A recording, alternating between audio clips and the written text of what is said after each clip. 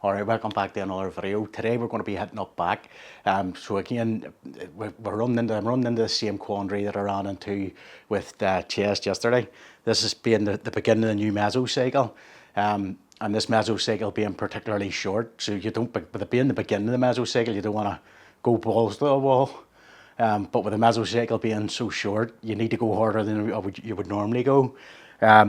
So I recognise as well that I'm going to have lost a little bit of strength the way I did yesterday, just after the deload, which is normal. But it'll be exercise selection wise, it's going to be the same as what it was in the previous mesocycle, just because that mesocycle was so short. And to be honest, I still feel that I've room to grow using the exercises that I'm doing for back. So we'll start off with chest supported dumbbell rows, then T-bar rows, and then pull down, a couple of pull down movements, and then finish off with the seated rows. Just going to go as hard as I feel comfortable with. T-bar rows can be a bit, after a deload, my back can be a bit delicate, so I can, without having, just with taking that bit of a break. So I just need to be careful with the T-bar rows. I'm not going to go anywhere near where my personal best has been in the T-bar rows. I'll start off late and then just get back into the movement pattern. It may take me a week or two to get back up to where I was at pre-deload. On the T-bar rows, on the rest of the movements, we'll just see how we feel. Again, we'll use maybe some lengthened partials where we can, where I feel like I can work them in. Well, I would say with the difference between chest and back, chest we only do 3 exercises. I'm only doing 3 exercises for chest. I'm doing substantially more for back, so I might not put just as many lengthened partials and go past failure just as much on the back exercises as what I did on the chest yesterday. But anyway, let's get to it.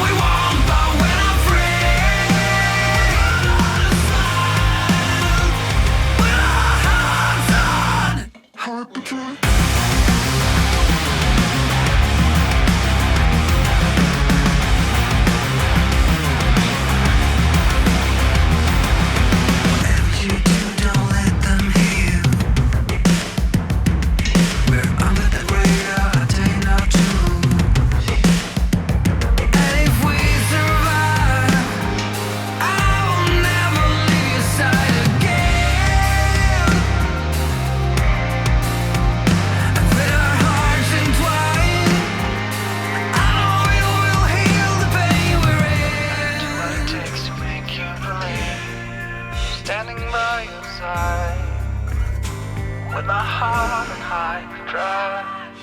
I'll do what it takes to make you believe. With my heart on hyperdrive, we do what we want, but we're not free. With our hearts on hyperdrive.